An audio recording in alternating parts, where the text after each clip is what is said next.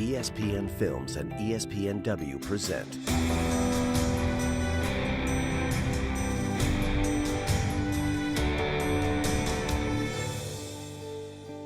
Nine for Nine Shorts.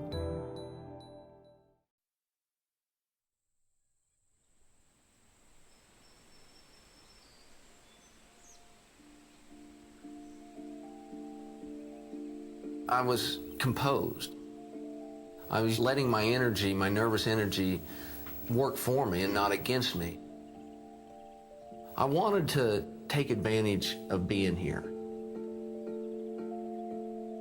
I like to believe that I'm still going to be capable next year and the year after and the year after, but realistically, I don't know. He actually said to me the night before he left, I just don't want to go anywhere. I just want to stay home and watch my children grow up. I should have said, don't go. Looking back now, I wish I had. Freakish, fatal accident involving a Learjet and on board Payne Stewart, one of the country's top golfers.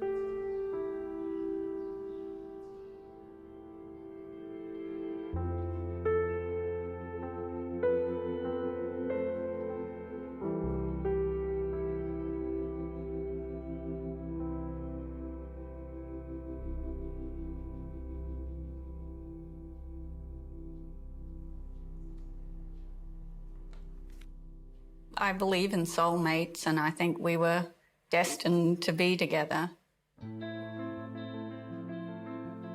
We met in Kuala Lumpur, Malaysia in 1980. He was on the Asian tour. When I first saw him, he took my breath away. He was her Sir Lancelot. He was her knight, on the white horse. We got married in November of 1981 in Australia. I left all of my family in Australia and came to America, and basically Payne was the only person I knew, so it was a big leap of faith. I felt like, we were going to be a team together, and my job was to help him the best way I could.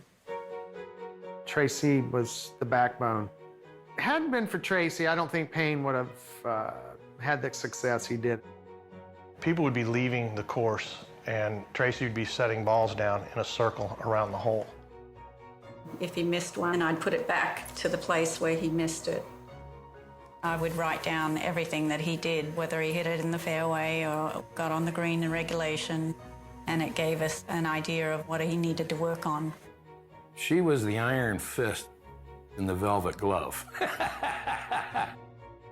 Well, Lovey, you haven't been driving the ball so well. Maybe you should go out and hit some drives on the driving range. Somebody said once that Payne wore the knickers, but Tracey wore the pants. Whether it was playing harmonica on stage with our musical group or doing a clinic, Payne was the entertainer. He liked to party and have fun and slack off occasionally, and I would rein him in when he got a little out of control. He liked to have a good time. Sunday night, he liked to have a good time. Monday night, he might have a good time.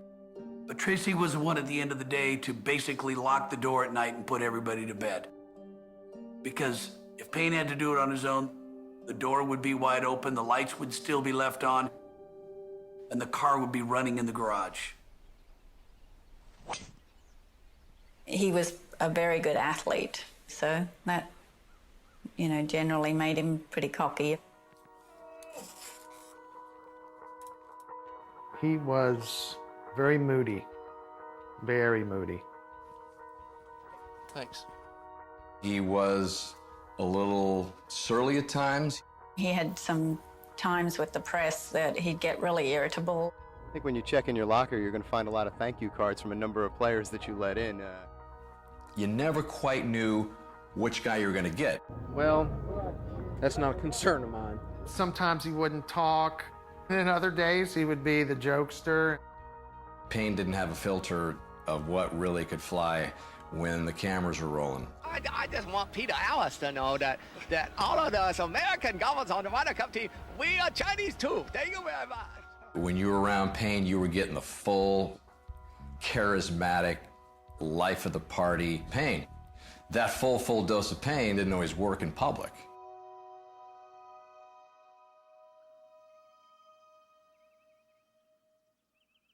He was a very consistent player.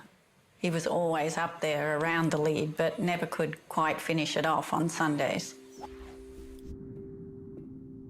His nickname was Avis because he always came in second. And, you know, what a horrible nickname. I think even after he won 2 majors, he still wasn't respected. In the mid-90s, it was a real struggle for all of us because he wasn't happy with his golf game at all. And that would reflect on the way he was at home. He tended to be a bit grumpier. He drank more. He said, I'm going to quit. And I said, fine, okay. What are you going to do? And he didn't have an answer. So I said, you know, stop feeling sorry for yourself and figure out how you're going to make it better. How about this one? You're opening mine. Okay, open it up. 2 words. Every parent hates to hear. What, no? Assembly required. There was a change in Payne when he went in his early career, middle career, and then near the end of his life. He grew up. We're almost there. Merry Christmas! He was trying purposely to be a better person. This is Christmas at Stewart's house. I think being a dad, for one. Thank you, Daddy. Thank you, Daddy. Tracey, huge influence in his life. Finally, he got the picture of the man he wanted to be. That was the most pleasurable experience of playing golf with my children I think I've ever had. Our kids have really helped me understand that, you know, golf's not just everything in my life. He was always a spiritual person, but it definitely grew stronger. Thanks. Hi there. Yesterday I stood here and told you that if I played good enough, I'd win the golf tournament. And I didn't do that. He led from the very beginning until the last hole. We lost the tournament by 1 stroke. When he was younger, he would have been pitching a fit out there. I'll sleep just fine tonight because I know that I tried the best I could do. There were no sour grapes after it. That really showed how much he had matured. And that set the whole stage up for Pinehurst. That Sunday, as I was dropping him off, I said, just keep your head down and believe in your heart that you can do it. I got to the last hole. It is absolutely silent. And there are thousands and thousands of people around that 72nd hole. And Payne had a 1-shot lead, then an 18-foot putt. All I could see was the ball rolling. And then all of a sudden it disappeared. And I'm just literally shaking because it's just one of these incredible moments that is just almost like it was meant to happen. He said to me, I did it, Lovey, I did it. I kept my head down all day. And I said, I know you did, Lovey, I'm proud of you. Tears streaming down Tracey's face, the tears streaming down Payne's face. Everything came full circle with the two of them. They're never going to let go of each other. He was as happy as I'd ever seen him. He's gone. Just like that. Payne went down and made the children pancakes for breakfast. We all kissed goodbye. Around noon, our assistant received a couple of strange phone calls asking about Payne's plane. A pair of F-16 fighters have been scrambled to find a civilian Lear jet. And on board, Payne Stewart, one of the country's top golfers. I immediately tried to call him on his cell phone, and I just got his answering machine. November 47 Bravo. Plane veered off course and flew apparently on autopilot. The occupants of the plane, we are told, are non-responsive.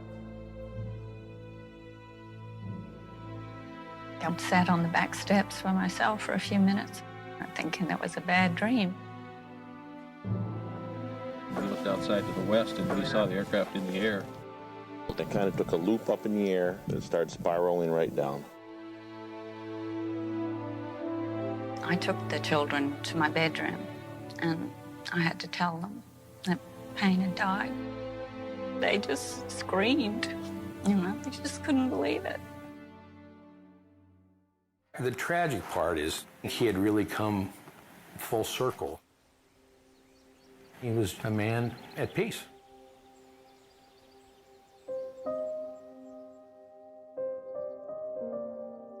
Our love for one another was complete,